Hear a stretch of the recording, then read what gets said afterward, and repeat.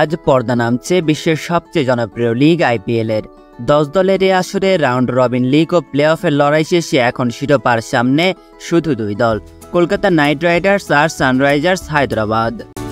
কলকাতা 3 বার ও হায়দ্রাবাদ 2 বার, সব মিলে এর আগে মোট 5 বার ফাইনাল খেলেছে এই 2 দল। জানলে অবাক হবেন, এই 5টি ফাইনালের প্রতিটিতেই তাদের দলে ছিলেন একজন করে বাংলাদেশি ক্রিকেটার। তবে এবারই প্রথম কোনো বাংলাদেশিকে ছাড়া ফাইনালে খেলবে এই 2 দল। অবশ্য এবারের আইপিএলে সাকিব আল হাসান ছিলেন না, একমাত্র বাংলাদেশি হিসেবে ছিলেন মোস্তাফিজ। তবে মোস্তাফিজের দল চেন্নাই সুপার কিংস ফাইনালে যেতে পারেনি, সেটাও অনেকটা মোস্তাফিজের কারণে। কারণ আইপিএলের মাঝপথেই কাটার মাস্টারকে দেশে ফিরিয়ে এনেছিল বিসিবি। শেষ দিকে দলটি মোস্তাফিজের অভাবে ভুগেছে। কে জানে, মোস্তাফিজ থাকলে ফাইনালেও খেলতে পারত চেন্নাই।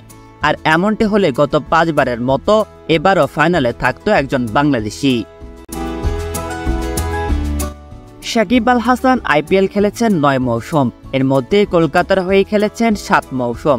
2011 থেকে 2017 পর্যন্ত কলকাতা নাইট রাইডার্সের হয়ে খেলেছেন। এ সময়ের মধ্যে 2012 ও 2014 সালে কলকাতাকে চ্যাম্পিয়ন করায় ভূমিকা রেখেছেন সাকিব। 2012 সালে 8 ম্যাচে মাত্র 6.50 ইকোনমিতে 12 উইকেট নিয়েছিলেন সাকিব। ব্যাট হাতে করেছিলেন 91 রান। ফাইনাল ম্যাচে 7 বলে 11 রানে অপরাজিত ছিলেন। এরপর 2014 আইপিএল মৌসুমে উইকেট নিয়েছিলেন 11টি, ব্যাট হাতে রান করেছিলেন 227। এই 2 মৌসুমে আইপিএল জিততে সাকিব ছিলেন কলকাতার অন্যতম ভরসা। 2018 ও 19 মৌসুমে সানরাইজার্স হায়দ্রাবাদের হয়ে খেলেন সাকিব। 2018 সালে এই দলকে ফাইনালে তুলতে আবার ভূমিকা রাখেন তিনি। সে বছর 17 ম্যাচে 239 রানের পাশাপাশি বল হাতেও নেন 14 উইকেট, যদিও শিরোপা জিততে পারেননি তিনি। সাকিব না পারলেও 2016 সালে হায়দ্রাবাদকে প্রথমবার ফাইনালে তুলে চ্যাম্পিয়ন করেছিলেন মোস্তাফিজ। সেটি ছিল মোস্তাফিজের প্রথম মৌসুম। সেবার 16 ম্যাচ খেলে 17 উইকেট নেওয়ার পথে ওভার প্রতি রান দিয়েছেন মাত্র 6.90 করে। হায়দ্রাবাদের শিরোপা জয়ে গুরুত্বপূর্ণ ভূমিকা ছিল মোস্তাফিজের বোলিংয়ের।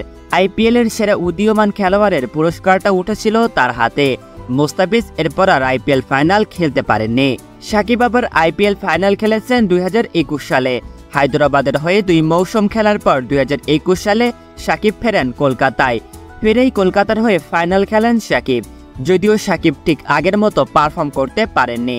8 ম্যাচে বল হাতে নিয়েছিলেন মাত্র 4 উইকেট, ব্যাট হাতে 6 ইনিংসে করেছিলেন মোট 47 রান।